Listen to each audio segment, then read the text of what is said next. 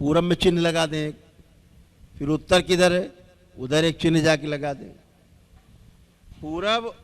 पूर्व और उत्तर दोनों दिशाओं के बीच में जो स्थान है जिसे हम ईशान कोण कहते हैं, उधर की ओर मुख करके हमेशा साधना करनी चाहिए, जप करना चाहिए। क्यों करना चाहिए? हमेशा कोई बात बताए उससे सवाल जरूर पूछ लो, क्यों? वो कहते भैया उस मंदिर में नहीं जाना, कभी उस मठ में नहीं जाना, उससे पूछो क्यों? अरे वो तो बहुत खराब है। तो बताओ कैसे खराब है, क्लियर करो। क्यों जरूर आगे रखना, कैसे तो बाद में आएगा, क्यों पहले।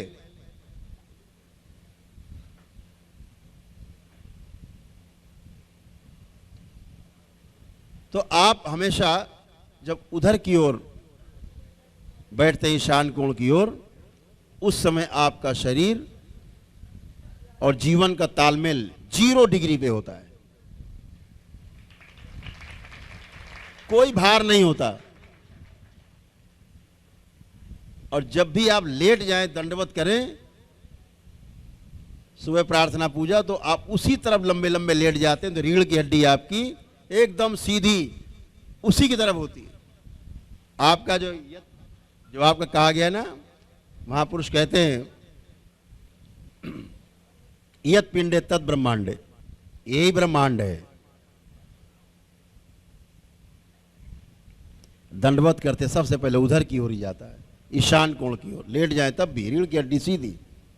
आप बैठे भी होते हैं तब भी आपका इशारा जो चुंबकीय क्षेत्र है आपका 0 हो जाता है।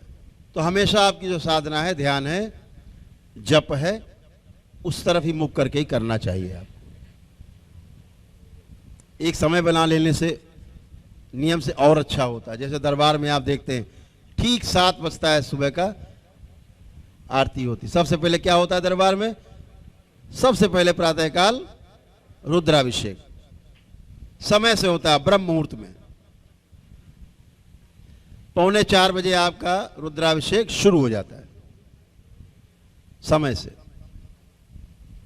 एक समय बंधा हुआ है। ये सूक्ष्म जगत आपकी प्रतीक्षा करता है क्योंकि आपसे जुड़ा हुआ है। आप क्या समझ रहे हैं? आप केवल हजारों लोग यहां उपलब्ध, इतने ही लोग हैं सुन रहे हैं? यहां करोड़ों अरबों लोग हैं जो आपकी बात को सुन रहे हैं, देख रहे हैं।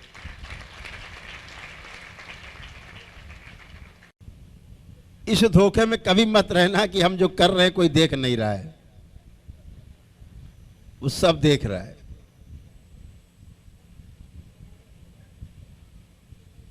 इसीलिए दरबार आपको तुरंत बता देता है, गड़बड़ करके आते हो बता देता है, तुमने ये गड़बड़ किया। आपके तो वहां गुरुजी गड़बड़ हो गई। कैसे देख? तो दरबार देख रहा है तभी तो बताया दरबार ने। दरबार कहता है गुरुजी इसने ये गड़बड़ किया है। हम कहते क्यों भाई तुमने गड़बड़ की? हाँ गुरुजी गड़बड़ हो गई। तो आप 24 घंटे 365 दिन जब तक ये शरीर रहेगा आप दरबार की नजर से ओझल नहीं हो सकते।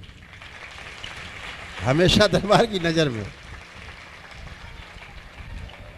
भोलेनाथ के, माता कामाख्या के, बाबा और मां के सीसीटीवी ऑन है बिल्कुल, आपके साथ ही साथ रहते हैं, साथ साथ। तो हमेशा ध्यान रखो कि हम जीवन हैं और जीवन के आधार पर जब सामने वाले से संबंध हम अपने बनाते हैं तो उन संबंध के आधार पर सुख होता है, दोनों पक्ष सुखी होते हैं। जब हम जानते हैं कि मेरे चुटकी काटने से मुझे कष्ट होता है तो इसके चुटकी काटने पर इसको भी कष्ट होता है, जब ये बात समझ लेते हैं तो फिर हम चुटकी नहीं काटते, फिर हम चुटकी लेते हैं, चुटकी काटते नहीं। तो इसलिए ध्यान साधना एक वो उपाय है जिस उपाय से आप भी आगे बढ़ सकते हो, आपका परिवार आगे बढ़ सकता है, आने वाली पीढ़ी भी इसे अपना के आगे बढ़ सकती है। ईश्वर की प्राप्ति हो सकती है।